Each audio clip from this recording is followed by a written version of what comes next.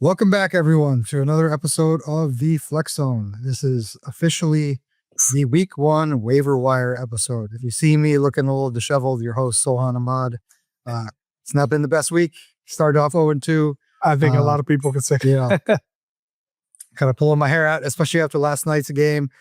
Joined by our co-host, Rehan Ahmad, as usual, who I think fared a little bit better than I did last night. I went 1-1, and Derrick Henry destroyed me. So, yeah, I would have won. I would have went 2-0, but he just went king style and just destroyed me. Yeah, I lost thanks to Aaron Jones deciding to score a last-minute garbage touchdown after doing nothing for 90% of the game. So that was not a pleasant thing to wake up to, because I was like, all right before bed, I checked, I was good. I had a nice little cushion. I wake up and Aaron Jones scored a touchdown. So that's life. That's life. Yeah. But week 1 was very messy for everyone who experienced it. It was not at all, I think, what most people thought was going to happen in week 1. I mean, usually now week 1 is turned into like the last preseason game. So, don't be the people that, don't be like the people that think the sky is falling after week 1, because there are a lot of players who did not play well. We'll get into it in this live stream, but I wouldn't panic yet.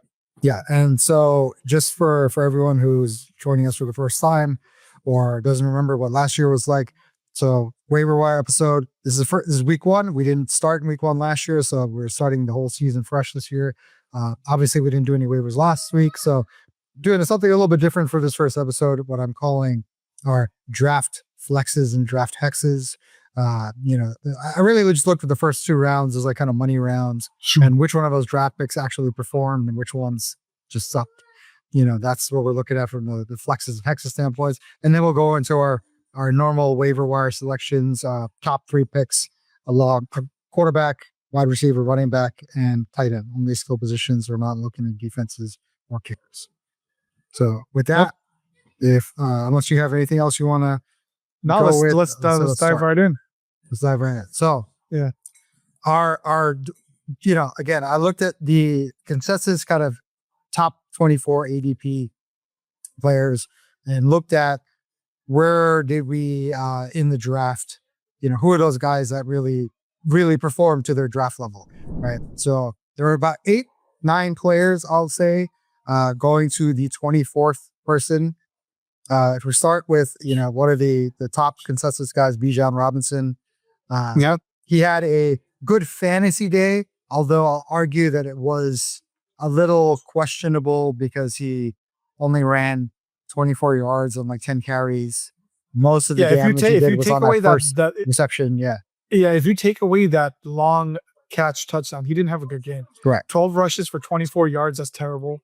But the 6 of 7 for 100 yards, if you take away that one catch, which was like 50 yards or 40 yards. Yeah, he actually had a pedestrian game. That one touchdown kind of saved him. Right. And in Bijan, you're kind of hoping for that reception work. So it's not, I don't think, out of the norm, but it is a little concerning to see that his running usage was as poor as it was.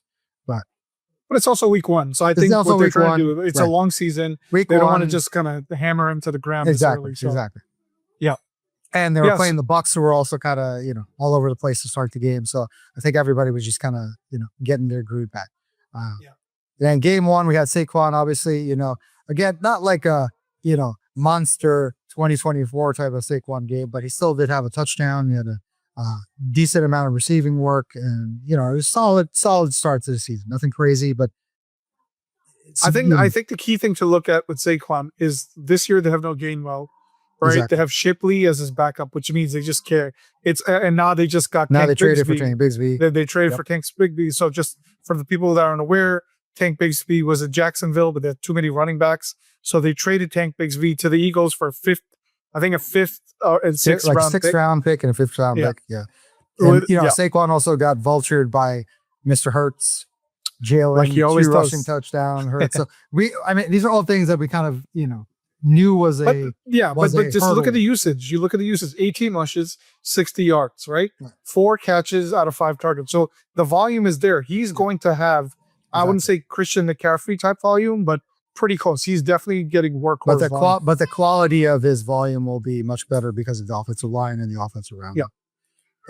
CMC. Speaking of CMC, your favorite player. His was, looking at him, I wasn't like, enthused by the way he played, but he got a ton of volume. I mean, it's like 10 targets, 9 catches for 73 yards. But see, this is the thing that as a CMC owner, I think you could, you should be careful because you feel happy that he got all the volume, but the reason he gets injured is because he gets all the volume, right? Like you know how the 49ers are. They're notorious. Yeah, and we've already seen Brock Purdy hurt. George Kittle hurt. Brandon Ayuk is still out. So injuries we've seen, the 49ers are not great. I don't know who their medical team is. I don't know who their strength and conditioning team is. But every year, all their players are hurt. And this year, I'm just worried that CMC, they're going to run him into the ground again. And another thing to look at, their bye is not till week 14. So if I were a CMC owner, and I am, I would look to trade. Get a few of these games in. Let him get some volume and get a training. Yeah. I think mainly right now, CMC is on a high. You could use CMC and kind of get, you could try to trade him and get kind of like the house. And it's funny, a lot of people are trying to sell high on Christian McCaffrey before the season, takes a turn. Exactly. Because he is their only option. Pierce will look good too. But if Kittle is out for a long, and they just put Kittle on IR. So he's going to be out the first 4 weeks. So that means they're going to lean even more on Christian McCaffrey and their backup running back. So Brian Robinson, if you have Brian Robinson stock, I would also kind of hold on tight to him. Exactly. Yeah. So, and going to the king, the king himself. This guy I was like, the whole offseason, every mock draft had the king falling to me at 9 and 10. But didn't happen. He got picked in the Wait, I got to tell you my Derrick Henry story. So I was up. So I was watching the game at Sohan's house, and I was up with like 13 points. And the guy I was playing has Derrick Henry, and I had DJ Moore and TJ Hawkinson. And I asked both him and I told you it was going to happen. Yeah. I was like, do I have a shot? And you guys are like, I don't think you got a shot. And I'm like, what are you talking about? I'm up 13 with 2 players. And guess what happened? Derrick Henry let me know within the first quarter that he was going to have the juggernaut game that he always has, where he ends up with like 300 points, which is what he ended 300, like 200. What do you have? 100, like 169 rushing yards, 2 touchdowns, and a catch for 13 and a catch for 13 yards. So of course, and there were big runs. He had big run touchdowns. Two of his touchdowns were on like 30, 40 yards. He didn't get no goal line touchdowns. And some of these were just breakaway plays. And then going down the rest of the list here, Josh Jacobs started off really bad, but the volume is king for Josh Jacobs. He ended up with like, I think 20 carries, like almost 70 yards. So I'm showing that on the screen, 19 carries, 66 yards. Yeah. 1 touchdown, 1 catch, 4 yards. Look, no matter how good this team is on a passing, from the passing side, they're a vertical team. Yeah. So if they do get near the red zone, the 10-yard line, they will lean on Josh Jacobs. They're not good enough to have an intermediate passing game. You could tell by the personnel that they have. So you can't go wrong with Josh Jacobs. Puka. I could have drafted Puka, and I took Drake London. But he did have a scare because he was out in the beginning of the game. He did have a scare, and I had a lot of hope because I have Devontae Adams in both my leagues. And of course, leaving a Puka to get concussion and come back in 2 minutes with some stitches on his eye, but he's fine, right? That's just how Puka is. So he came back, had, his usual huge target volume, 11 targets, but the difference between him and some of these other guys that had volume, he caught them all and he got 130 yards on it. He had nice chunk gains with each of those catches. This is Puka being Puka, but I was pleased with kind of the Devontae target usage. I think Devontae is going to get more acclimated to the offense. So hopefully that kind of evens out a little bit, but Puka still is, clearly the key there. Brock Bowers also, he had an injury scare as well. We don't know kind of what's his status for next week because he did it hurt his knee, but he also had a very strong game, 8 targets, 100 yards on 5 catches. And that obviously, could have been even more. And you could tell he is the primary target guy on the team. He's like the Trey McBride of the team. But I mean, he gets more yards than Trey McBride, but they're looking for him, often and early. And I think the pecking order right now, from the looks of the first game, is Brock Bowers, then everybody else. Jacoby Myers got involved, and we'll talk about Genti later. But basically, if Brock Bowers is healthy, he's probably a flex every single week. Yeah, easily. Yeah, honestly, if you have Brock Bowers, you shouldn't be playing him at tight end. I think that's a waste. You should be playing him at your flex and find another tight end to fill in that spot. That would be the better usage. That's still a crazy move for me. But if the volume is there, why not, right? Yeah. All right. And then finally, let's talk about the two stars of Sunday night: Lamar Jackson and Josh Allen. My guy. So let's start with Lamar Jackson first, because Josh Allen ended up with the better fantasy game, at least because of how he ended the game off. You're right. But Lamar was giving you Lamar things. I mean, he 70 yards, rushing 6 rushes touchdowns. for 6 rushes for 70 yards, a touchdown. Low completions, 14 out of 19. Yeah. And 209 yards. So he's efficient. He's efficient. Yeah, efficient. One thing I like is how much he got Zay Flowers involved. Yeah. I feel like in terms of the skill position players, besides Derrick Henry just going off, it was basically Zay Flowers and DeAndre Hopkins had that beautiful one-arm touchdown. D-Hop sighting. Yep. Yeah. But he didn't get the volume. It was pretty much Zay Flowers. And I think that's what you should expect for Baltimore. Yeah. I mean, I feel like Mark Andrews. Lamar was throwing a lot. Lamar was throwing a lot more last year. And I don't know if that's something we're going to see every week, but it's a lot smarter for them to play their run game, because it's just between Lamar and the King, you got such a strong run game. Yeah, I mean, listen, when Derrick Henry was gashing them, when Derrick Henry was gashing them, they just resorted to doing the options, where basically everybody had to line up and gang up on Derrick Henry, and then Lamar Jackson had just free reign, and he was just breaking off 20 yards, 18 yards, things like that on the run. So now Josh Allen, QB1 of the week, and there were some strong QB performances from some surprise names, but almost 400 yards passing, 2 touchdowns, another 2 rushing touchdowns. It's just, and considering that he didn't really look that good for most of the game, he had 1 touchdown early on, not a lot else going on, and then he just blew up in that last quarter. So comeback hero. The Hard Knocks curse did not befall Josh Allen like I was hoping it would, but listen, Josh Allen, he is consistent. Yeah, every year you know what you're going to get. Consistent as I've seen in the quarterback fantasy market. Listen, and everybody said that he would fall off after Stephon Diggs left. That was not the case. And Keon Coleman, he made Keon Coleman a possible juicy, I'll believe it when I see it. We'll see. Yeah, we'll see. Because Keon started slow too. But okay, so those were our heroes. Those were our draft day flexes. Draft day hexes, I'm not going to spend as much time on them, but we also had about 8 people there who did not live up to their billing. So I'm just going to go down the list. Your boy Gibbs. I know, this hurt me. The craziest stat he had? He had a bad game. Yeah. He had 10 catches for 31 yards. Yeah. It was also insane. Some old Wes Welker, Austin Eckler kind of numbers right there. Jamar Chase, who somehow didn't eclipse I don't think he eclipsed 30 yards. He had a terrible game. Sun God, Amara also was barely hit. I don't even know if he had 50 yards. I think he had 45 yards, something like that. Neighbors, I'm going to put in that same category, even though he had a lot of volume. He only had 70 yards off of 15 targets. Yeah, I mean, So one thing I like about Neighbors, he did get the targets. It's just they were not on the same page. So we'll see. Hopefully we'll see a change from Russell Wilson sooner than later. Because I don't think what we saw in that first game, I don't think whatever hopes people have for Russell Wilson, it's not. No. They're already calling for a quarterback. It's already gone. We'll see what happens. But let's the go receivers just down the line. The receivers now. These are all receivers now. Nico Collins, 21 yards. Brian Thomas he got salvaged with that rushing touchdown, but overall, just he had a bad not game. A lot of volume. I know there was a thunderstorm and that game was a little bit weird, but it's not what you were hoping to see from Brian Thomas, obviously. Drake London, again, had a lot of volume, missed on that touchdown catch at the end and got hurt off of it.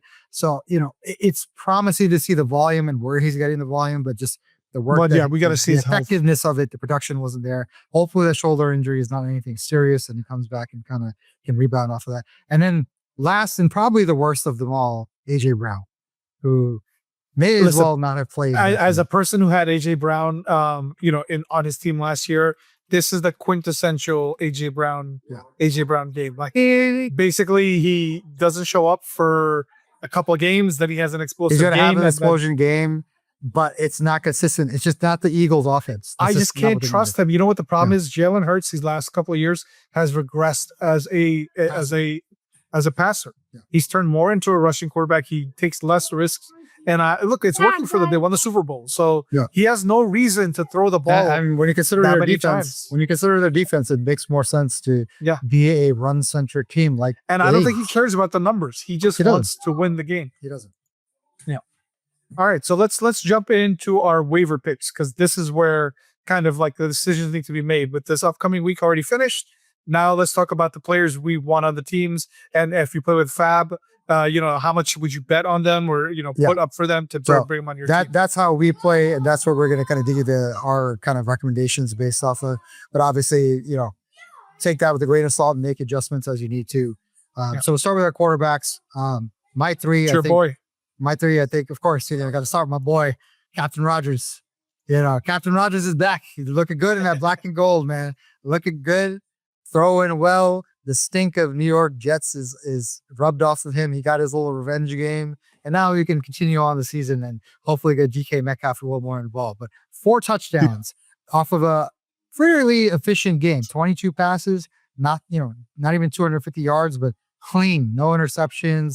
He only got sacked a handful, a couple of times, I think.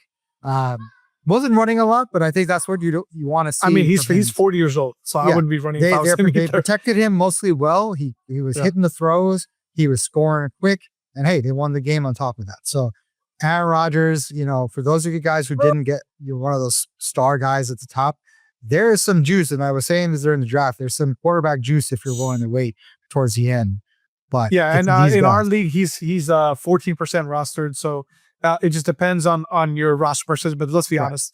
I don't think anybody had Aaron Rodgers. And as far as what you're spending on him, honestly, unless you're in a super flex kind of league, I still wouldn't be spending a ton on him. Maybe 1%, because realistically, most people are probably going to, I think, sell this game and not think that it's going to happen consistently, especially how he played the last couple of years. I mean, the Jets have a good defense. So and the fact that he's 40, 41 years old or whatever, right? But he did it against a good defense, right? But that was a really weird game, right? 2 strong defenses, and it was the second highest scoring game if you don't consider the Ravens-Bills game, right? So I don't know if we're going to see that level of explosion every time, but I think if you have quarterback problems, definitely you can go with him. He's a guy you can trust.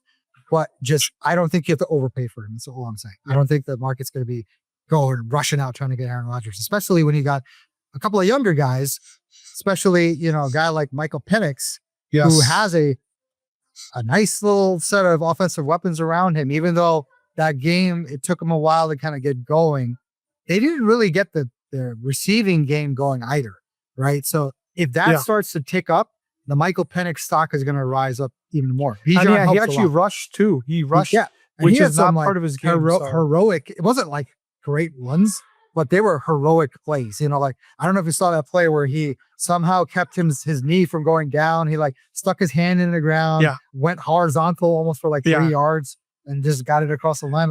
There were some impressive plays though. The throws, I would like to see a little more quality volume, but again, Money Mooney is hurt, so they're really only going with Bijan and Drake London. Well, now we saw Drake London is hurt. We saw some Kyle Pitts action. A lot of volume going Kyle Pitts away. So if Drake is hurt, especially Kyle, we could see a real nice uptick there. But I got some. I was kind of high on Penix coming into the draft, coming into this year, but I think he's shown you that even in what looked like a bad reality game, he had a really solid fantasy line. So I feel more comfortable with Penix than I do with the next guy, just because of the offense that's around him. And the next guy, Danny Dimes. Danny Dollars. Danny Do Not, Danny Donut, whatever you want to call him, Danny Jones, Mr. Indiana now. He killed it. I can't even say anything. No, but this is the Daniel Jones game. Classic. That gets everybody on board, and then he lays an egg. And guess who's playing next week? He's playing Denver. I don't trust the stat line. I mean, I got to see it. Look, he does after Denver. His schedule is pretty favorable in terms of teams, so we'll see if this is sustainable. Yeah, he has a decent offensive crop around him as well. When you consider Taylor, Pittman, and solid. You got some young receivers, some nice young tight ends as well. So it's not like he doesn't have the weapons around him. We know Indy's got to always have a pretty decent offensive line, right? So you could do worse than Danny Jones. I won't like badmouth him too much, but just take it with a grain of salt because it is Danny Jones. Yeah, so I agree with your picks. Besides Danny Jones, out of principle, because I'm a Giants fan. Matt Stafford, that's for me. He's always a standby quarterback, and he's always available every year. And his weapons have gotten, he has Devontae Adams this year, so his numbers weren't great. But this is more. I look for quarterbacks that could kind of stick with you later in the season. So they play at Tennessee next week. I think he could throw against them. And after that, he has the Colts, San Francisco. But then if you need a backup quarterback, he's one that I always trust and rely on because I care more about consistency than 1 week booms. So, right now, I don't think you need a backup quarterback unless you just pick one poorly. Like if you have Tua, I would be worried if you have Tua as your starting quarterback. Or if you have a run-heavy quarterback, you should play some insurance because it's just likelihood of them getting hurt is a lot higher, obviously. Yeah. Depending and on then finally, this one is a dart throw. It's more for a stash. We were talking about how bad the Giants' offense Speaking is. of dart, I would exactly. I would stash Jackson Dart. I think that if there's one more loss with the Giants and it's a bad loss, Brian Dable's already on the chopping block. This is his last year. Yeah. I don't think they're going to keep him another year. I mean, he's been failing every single year. And he had an excuse. Oh, Daniel Jones is not my quarterback. I didn't draft Daniel Jones. But you were part of the reason Russell Wilson came. Exactly. And all this preseason BS about them partying, all the QBs looking good. Now it's the real regular season. And Russell Wilson and the team did not look good. Yeah. So if Jackson Dart comes in on week 3, he might take over. So get in early if you have the spot. If you don't, just keep an eye out because that is going to be coming sooner than later. I do think by the halfway mark of the season, we could see Jackson Dart if the Giants aren't playing well because their division is so stacked. They have to play against the Eagles and the Redskins. And even the Cowboys look pretty good. So. Yeah. And they play the Cowboys next week. So we'll see where they stand. They can be 0-2 and look down the barrel real quick, and then they have to make a decision. Yep. All right. So going into running backs, I'm going to be honest with you. I only put 2 in here. I know I said top 3 picks in here. I just don't like what's out there for the rest of it. I do in certain cases. So let's go start through with our guy I think we both agree on is Trey Benson, who if you heard us talking about pre-draft, James Conner, as good as James Conner was, he's aging. He does have some injury history in the back, and he got a lot of volume last year. Trey Benson is a really, really smart backup to have. Yes, especially with the way they kind of talked to him up in camp, and he looked good. He looked really good. He looked explosive that you got. Yeah, and honestly, look, this is a great handcuff because we all know Conner has an injury history. Yeah. He's also 31 years old, so for running back ages, that's considered kind of ancient. The only anomaly here is King Henry. And listen. You've seen, I think, in a lot of these kind of committee running back situations where you have the running back and the receiving back. James Conner is much more of a receiving back than he is a running back, right? His rushing yard average is not great when you look at it. Even if you look at last year when he killed it, right? But Trey Benson could be that. You saw that with Chardonnay and Kenny Walker, right? You saw that with Jordan Mason and Aaron Jones last night. I think it seems to be like one of those things that coaches are scheming up now. And I can see it start to kind of work into that kind of similar setup with Trey Benson and James Conner. Yeah. Yeah. So just to add to that, I think let's go quickly down the list. Yeah. The next is Ollie Gordon, Miami. I think that's just a smart move because we know A-Chain could get, he's already banged up coming into the season. And we saw the way Miami looked. I mean, if Miami if they look like that, good. God bless A-Chain, and I hope that he survives. I mean, listen, A-Chain is the only viable option on the team. Now they're talking about trading Tyreek Hill. I saw some news report about he has a domestic violence charge. It's just like it's already coming off the rails for the writing's on the wall. Right? The writing's on the wall. Yeah. So let me just so there's two quick people I want to talk about. One of them is a great pick. I mean, now he's already rostered, but I'm gonna butcher his name. Bicel Tootin Or Tootin for Jacksonville. Yeah. So now that Tank Bigsby is gone, this clears the way.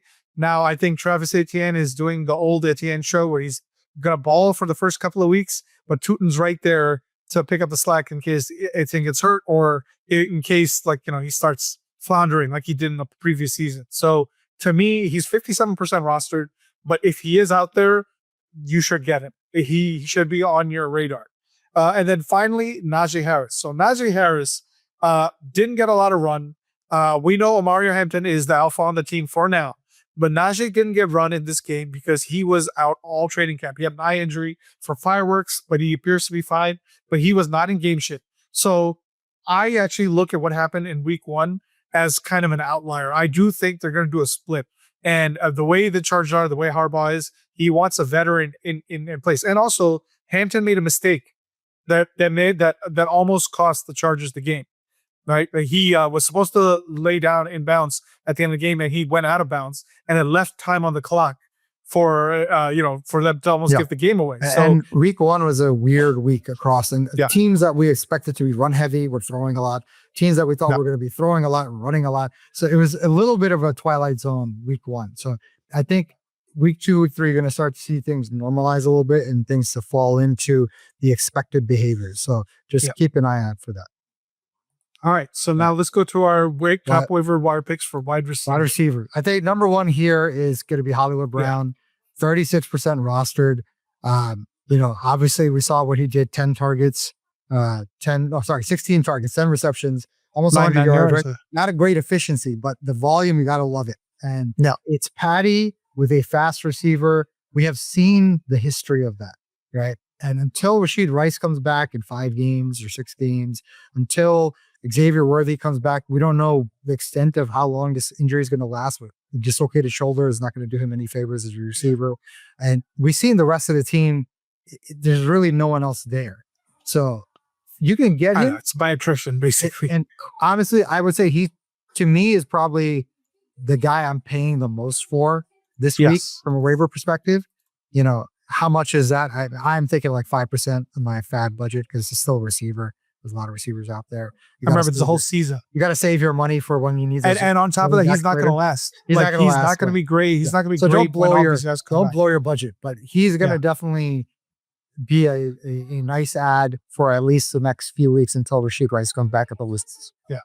So there's 2 Chargers to actually talk about here. One is Quentin Johnson. Again, Quentin Johnson, I'm putting him on this list, but I don't trust him. I'm wary. I will say that. I'm always wary of him. I just don't like the way he scores. I mean, he has some games where he explodes and then he's a ghost. Other games. So 5 catches out of 7 targets, 79 yards, 2 touchdowns. Again, it just on paper, he looked great, but I would rather take his counterpart, Keenan Allen. Keenan Allen is 50% rostered. Yeah, I was shocked to see that he was so low roster percentage for Keenan because look at Keenan. I don't know how you're going to draft Keenan. Yeah. I got him on my last pick in the draft. I know. I was trying to get him. I was so mad you got him. But Keenan doing Keenan things, man. It's exactly what I expected. So to me, like Quentin Johnson is not rostered that much. So you have a 9% roster. So you have a better shot at him. But if Keenan Allen is out there, I would put some money on him because he's a consistent 100%. 100%. And he knows he knows the system. He knows he knows how to play with Herbert. They've had a great relationship. So I actually trust him more. Keenan will be there. Keenan will be there for. He is not one for injury history. He's typically a pretty healthy guy. So, all right. So then quickly, the other people, I actually like Cedric Tillman, right? I actually think in the Joe Flacco office, we were actually scared in terms of who would be the pass catchers. Everybody kept talking about Jerry Jeudy. Everybody kept talking about Njoku. Because Flacco has such a good relationship with Njoku, right? But it looked like, at least for this game, 8 targets, 5 catches, 52 yards. Touchdown. Nothing great, but can we see this consistency with Cedric Tillman?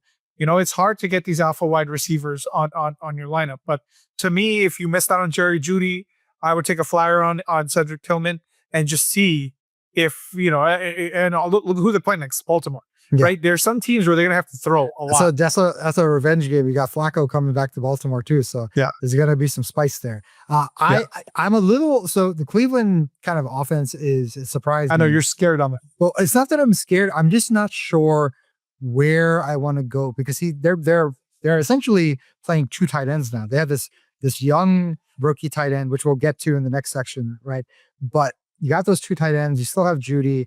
Their running game really stunk it up last week. But then, your rookie is going to more than likely join them back, I think, this week, if not next week, right? So there's a lot of mouths to feed. It's a weird thing to say for Cleveland, but there's actually like a lot of mouths to feed. So it's hard to say if Tillman is going to be get enough opportunities. That's kind of where I'm a little hesitant with Tillman, just because of we don't know exactly who's going to kind of take over as the main guy, or if it's just going to be spread out.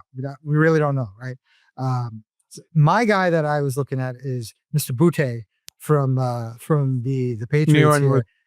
And I'm really looking at it. I don't like the Patriots. I don't even want anybody on the Patriots in full disclosure, but he's getting a lot of volume. I don't even want Trayvon Henderson. I don't even want him. He's got good volume. And if you look back to last year when he finished season strong as well, which I always look at as a kind of a transition for younger players coming in to the next year. And listen, the Patriots, they stink. I'm sorry to say. They don't exactly have anything that's going to scare anyone. Their defense isn't good. Their offense isn't good. So they should be in a lot of deficits and they should have to throw. I know they threw a lot more than the Patriots probably want to. I just don't see that that's going to really change realistically, unless they just get some weird matchup like Miami maybe is going to stink next week. So maybe that's not the game for it. But the rest of these teams that they're going to play, they're going to have to score some points to stay with these guys. And I like getting, when you can't find an alpha receiver or a number 2 receiver in a high offense, go get an alpha receiver in a bad offense. At least he's going to get you by. Yeah. All right. So now let's go to tight ends. Tight ends. So for tight ends, there's a lot of tight ends I could have discussed here. I'm going with the guys that I think has the best future outlook. I'm going to start with my guy, Juwan Johnson, who I have drafted every year the last 2-3 years. It just never worked out for him. But it seems like maybe this is the year. I mean, I don't know. I can't trust anybody in the Saints. I know. The Saints, I can't. They stink, right? But Olave got hurt again. They don't have any real receiving threats over there besides Kamara, right? You got Spencer Rattler, who's not that kind of quarterback. He's going to be dumping off. He's going to do short yardage plays, and he's going to run the ball. So who is your guy? You got 11 targets to Juwan Johnson, and I think he scored a touchdown. I thought he did. No, he did not. Okay, no, he didn't. But 11 targets, and he's an athletic guy. For a tight end, 8 catches for 76 yards and 11 targets. He's an athletic guy, and he's shown flashes in the last few years. He just hadn't gotten the consistent opportunities. But I think with that, I really, saw promise in that, especially the 11 targets is huge. The other guy we talked about from Cleveland, their young tight end, Harold Fannin Jr. Again, 8 targets, I believe he had. He outpaced Njoku. He looked really good. And I'm getting I'm seeing kind of a trend this year that, maybe I'm right, maybe I'm wrong, but I'm trying to catch trends before they happen. Last year was the old running back, right? Was like the miracle of the old running back. This year seems like it might be the young tight end kind of year, so. Well, I think with Brock Bowers exploding, now the tight end has kind of opened up. I feel like you're going to see a lot of young tight ends kind of showing out this year. And I like the opportunity and the system where Harold Fannin is playing with, obviously with Joe Flacco we talked about. And then Njoku's injury history is very well known. So he can step in there and take over if Njoku gets hurt. And that would be a huge boost for him. Yeah. All right. So let's go down. The list, we only have a couple more players. Mike Nair. This is with the disclaimer if Brock Bowers is injured. Solely dependent on Baker. So for me, again, he didn't have a great game, but I actually like what I saw from Jonnu Smith. He's 31% rostered.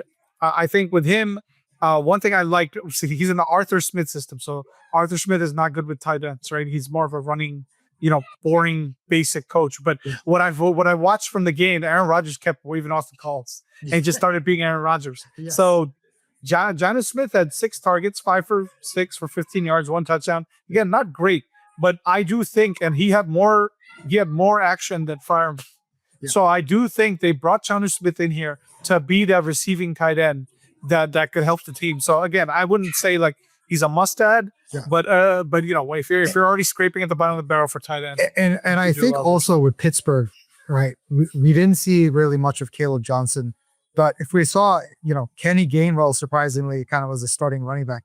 Kenny Gainwell sucked. Yeah, let's be honest, he got a lot of snaps, oddly, but he did not play well at all. Yeah. Right, Jaylen Warren looked better. But there's not a true goal line back. There's not a running back that they can trust until they get Caleb Johnson going to punch in those touchdowns. So why do I bring that up? Because to me, Jonnu Smith can fill that role a little bit better than the other guys on that team. Until we get more trust between Aaron and DK, hopefully we see a lot of red zone activity between those two. But Jonnu can really fill in that red zone kind of like. And listen, Freiermuth has been on this team for a while. They obviously weren't satisfied with him where they brought in Jonnu Smith. Jonnu Smith had an amazing year last year. So they didn't pick him up just to be a blocker. He is going to be a catching tight end. Exactly. And I think he's going to be good for Aaron Rodgers. And take that with the caveat that Aaron Rodgers historically is not really does not throw to tight ends. But he's had moments. If people remember Jermichael he has no receivers besides DK Metcalf. If people remember Jermichael Finley from back in the day, he had his 1 year with Aaron Rodgers. He was, nasty. Yeah. Aaron Rodgers likes throwing to athletic tight ends. And Jonnu is, I'd say, more athletic than Freiermuth. So I think he's 6 targets. Like 6 targets is not a joke when it comes to tight ends. So that's something really promising for you, Bet. All right. So my last guy is Noah Fant. Yeah. Look, I'm on a Seahawks jersey. That's how old this is. But basically, he's on the Bengals. Bengals throw a lot, and their defense is horrible. 4 for top 5 for 26 yards, 1 touchdown. Again, low yardage, but I like action on explosive teams. And the Bengals do throw to their tight ends. Again, Fant, I know he's been a great tight end in Seattle and it's just really been injury problems for him. Yeah, Denver and Seattle. And Mike Gesicki is the other tight end, which we've seen Mike Gesicki. I just don't think Mike Gesicki offers the potential. Well, I think Fant is better because he's a good blocker. Yeah. And he could do he's not as good as Gesicki is, but he could do just enough. Yeah. It's all about health with Noah Fant. If he's healthy, he could be dangerous on that team, especially considering where the coverage is going to go between Jamar, Chase Brown, and T. Higgins. So, So that's week 1. Week 1 waivers.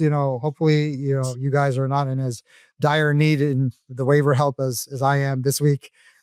Losing my tight end, losing Drake London. I got hit with some not crazy injuries, but really annoying in-game injuries.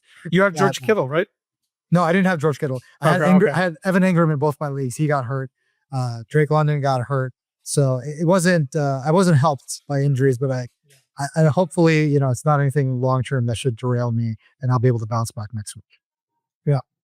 All right. So thank you everybody for, if you're going to watch this as a recording, if you have any questions, feel free to use the chat or ask questions on the question panel. If you want to be a part of our live stream, feel free to use the chat and reach out to us.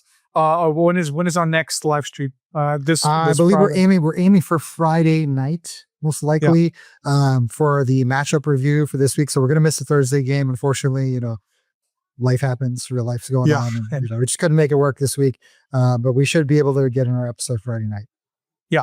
Cool. Thank you. All right, guys. Until then, good luck to week 2. Good luck on the waiver wire. See you next time.